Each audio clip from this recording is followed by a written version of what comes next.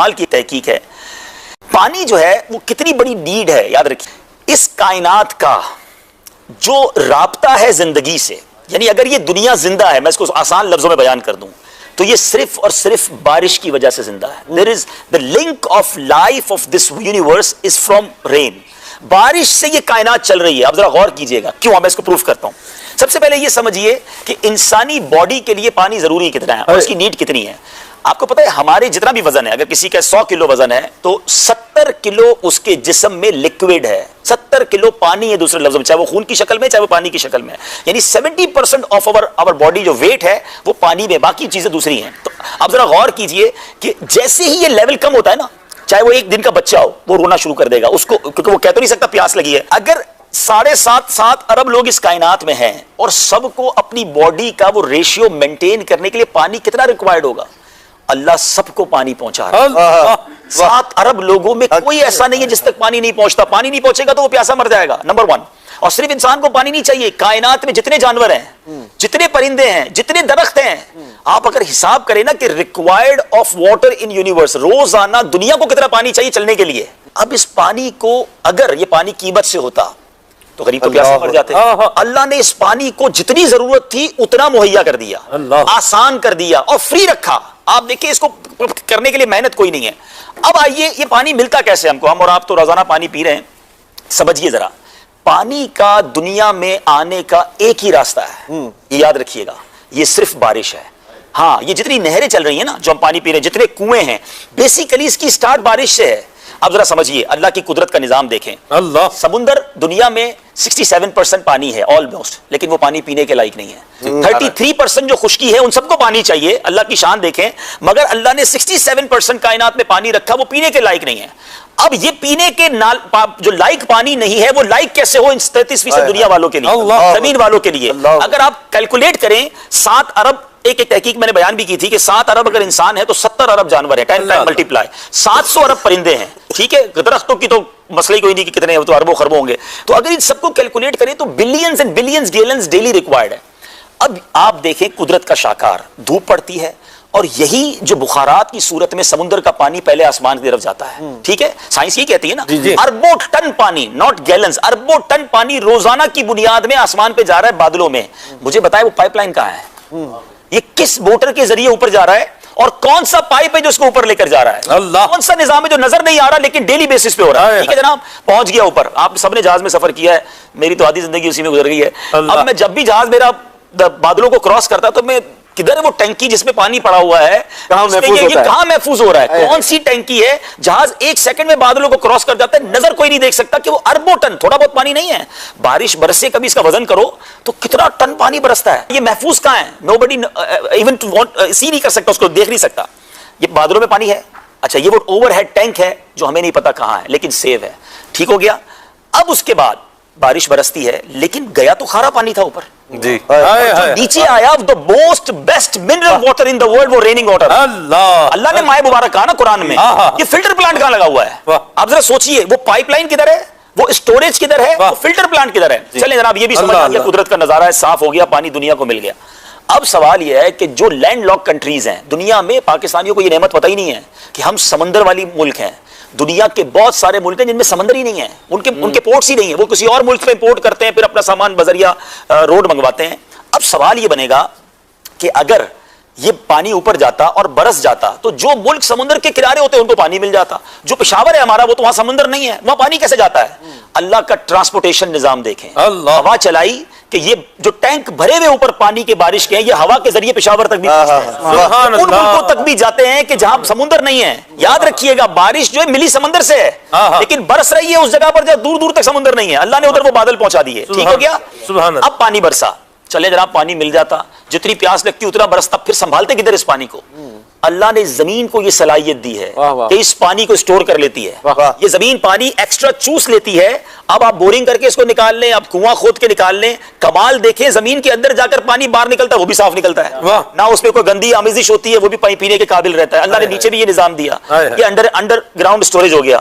اچھا جناب, اب ہمارے فریج میں ہم کیا کرتے ہیں, پانی ایکسٹرا ہوتا ہے تو ہم ٹھنڈے برف جما لیتے ہیں, اللہ کا نظام دیکھیں کہ بہت گرمی پڑی, زمین بھی سوکھ گئی, پانی نکال کے ختم ہو گیا, لیکن جن دنوں میں بارش برسی تھی نا تو جو ناردرن ایریاز تھے, شمالی علاقہ جاتے, وہاں برسنے والی بارش بن گئی برف ساری, وہ بن گئے سارے گلیشیئر, وہ آپ کا کولڈ اسٹوریج میں پانی جمع ہو گیا. جیسی گرمی پڑی, دنیا کی نیڈ بڑی, لوگوں کی پیاس بڑی, اس برف نے پگھلنا شروع کر دی, اور وہاں سے ندیوں کا نظام شروع ہوا. وہ گلیشیئر پگھلتے ہیں تو پورے دنیا کو پانی ملنا شروع ہو جاتا ہے. یعنی جب نیڈ بڑھتی ہے تو اسٹوریج پہلے ہو جاتی ہے. سردیوں میں پانی اسٹور ہو رہا ہوتا ہے, گرمیوں میں آپ کو سپلائی ہو رہا ہوتا ہے. 7.5 ارب لوگوں کو روزانہ رب پانی پلا رہا ہے, جتنا چاہیے اتنا پلا رہا ہے, بغیر کسی قیمت کے پلا رہا ہے. ہر پیاس پر, ہر گلاس پر پیتے وقت کہو فبأي آلاء ربكما تكذبان. ڈیمانڈ سے زیادہ سپلائی. آپ سپلائی دیکھیں اور سپلائی کا نظام دیکھیں, یہ کیسا خودکار نظام ہے. تو کائنات کو بننے میں لاکھوں سال لوگ بتاتے ہو گئے ہیں, مگر کبھی ایسا نہیں ہوا کہ جناب پانی ختم ہو گیا ہو اور لوگ کروڑوں کی تعداد میں مر جائیں. لیکن یہ اگر بارش رک جائے, اب اس کی نیڈ سمجھیے کہ دنیا کا لائف کا اگر کنیکٹیوٹی ہے وہ بارش. حدیث پاک میں قیامت قائم ہونے سے پہلے کی ایک نشانی بتائی گئی ہے جس کا تعلق دریائے فرات سے ہے. دریائے فرات ایک بڑا تاریخی دریا ہے, اور یہ دریا ایک روایت کے مطابق جنت سے جاری ہوتا ہے. یہ وہ تاریخی نہر ہے کہ جس کو آخری نبی علیہ الصلوۃ والسلام نے معراج کی رات دیکھا. اور حدیث مبارکہ میں ہے کہ معراج کی رات پیارے آقا علیہ الصلوۃ والسلام کو سدرۃ المنتہا لے جایا گیا. وہاں 4 نہریں تھیں, 2 ظاہر اور 2 پوشیدہ.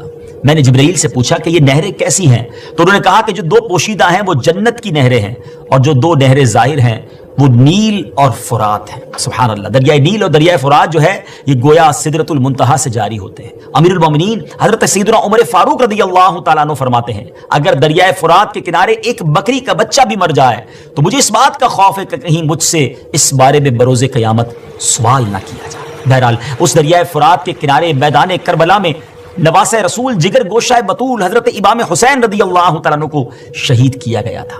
اس دریا کا تذکرہ کئی احادیث میں آیا ہے. فرات کا نام قدیم فارسی کے لفظ افراتو سے نکلا ہے, اور چند ماہرین کا کہنا ہے کہ فرات کا لفظ کرد زبان سے نکلا. نبی پاک علیہ الصلوۃ والسلام نے فرمایا کہ قیامت قائم نہ ہوگی حتیٰ کہ فرات سونے کے پہاڑ سے کھل جائے گا. اس پر لوگ آپس میں جنگ کریں گے, یعنی فرات کا پانی خشک ہو جائے گا اور اس کی تہ میں سونا چاندی کا خزانہ ظاہر ہو جائے گا. اور اس سونے کو حاصل کرنے کے لیے, اس کا مالک بننے کے لیے سلطنتیں جنگ کریں گی, عوام لڑیں گے. یعنی سیدھے الفاظ میں کہا جائے تو وہ سونا کیا ہوگا, جنگ و جدال کی جڑ اور ہلاکت کا سبب ہوگا. اس لڑائی کے نتیجے میں پیارے آقا علیہ الصلوۃ والسلام نے فرمایا ہر 100 میں سے 99 آدمی, جی ہاں 99 لوگ قتل ہو جائیں گے. اٹ مینز 99% لوگ جو اس لڑائی میں ہوں گے وہ مارے جائیں گے. ہر شخص یہی کہے گا کہ شاید میں ہی وہ ہوں جو نجات پا جائے. اس لڑائی جھگڑے سے بچنے کا طریقہ نبی پاک علیہ الصلوۃ والسلام نے ہمیں یہ بتایا کہ قریب ہے کہ فرات سونے کے خزانے سے کھل جائے تو جو وہاں حاضر ہو وہ اس میں سے کچھ نہ لے, یعنی اس سونے چاندی سے دور بھاگے, وہاں ٹھہرے بھی نہیں, کیونکہ اس پر بڑی لڑائی اور عام قتل و غارت گری ہوگی. نیز اس خزانے کے لینے سے عذاب الہی نازل ہوگا, بلائیں آئیں گی. یہ مال, یہ سونا, یہ چاندی خزانہ قارونی کی طرح منحوس ہوگا اور اس سے دفع لینا درست نہ ہوگا. حدیث پاک میں آتا ہے کہ رسول اللہ صلی اللہ علیہ وسلم نے فرمایا اس کی قسم جس کے قبضے میں میری جان ہے کہ دنیا ختم نہ ہوگی حتیٰ کہ ایک آدمی قبر پر گزرے گا تو وہ وہاں لوٹے گا اور کہے گا کہ ہائے کاش اس قبر والے کی جگہ میں ہوتا. یعنی اس وقت دنیا میں فتنے اور آفتیں بلائیں اس قدر ہوں گی کہ لوگ زندگی پر موت کو ترجیح دیں گے اور قبر کو دیکھ کر تمنا کریں گے کہ اس قبر میں ہم دفن ہو چکے ہوتے. یعنی دریائے فرات یہ کوئی عام دریا نہیں ہے ناظرین, بلکہ دریائے فرات جنتی دریا ہے اور قرب قیامت میں سے دنیا سے اٹھا لیا جائے. ہم بس اللہ تبارک و تعالیٰ کی پناہ مانگتے ہیں کہ اللہ پاک ان فطروں سے ہمیں بچائے, دین اسلام پر استقامت عطا فرمائے, اور جب موت کا وقت آ جائے تو رب کریم ہمیں ایمان پر ہی موت عطا فرمائے. نقصان ہے مگر وہی نیکی گناہ بن جائے. میں تو مارا گیا نا, کتنا بڑا لاس ہو گیا.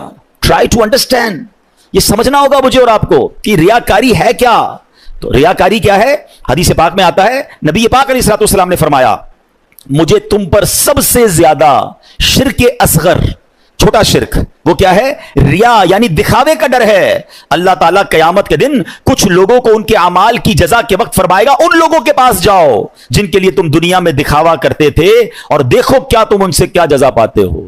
یعنی اللہ فرمائے گا میرے پاس تمہارے لیے کوئی جزا نہیں, ان سے جزا لو جن کے لیے نیکیاں کی تھیں. اب کیا ہو رہا ہے؟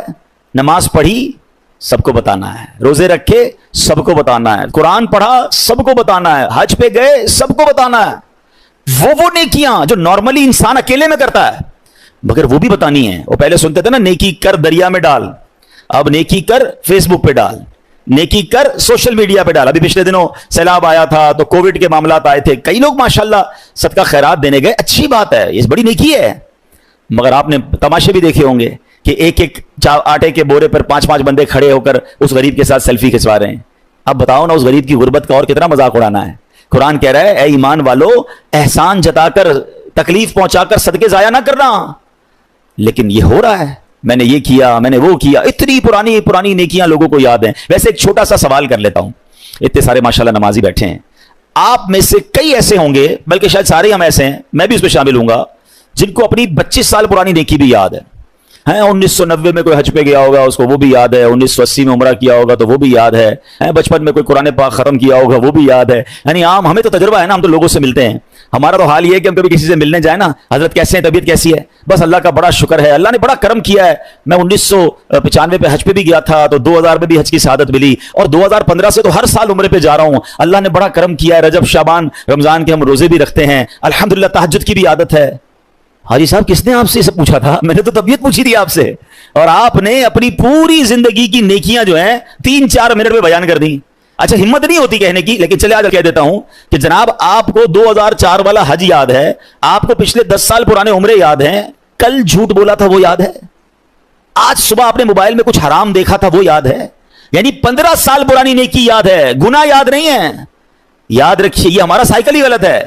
بزرگان دین فرماتے ہیں نیکی کر کے بھول جاؤ اور گناہ کر کے یاد رکھو, کیونکہ پتہ نہیں نیکی قبول ہوگی کہ نہیں, اخلاص ہے کہ نہیں.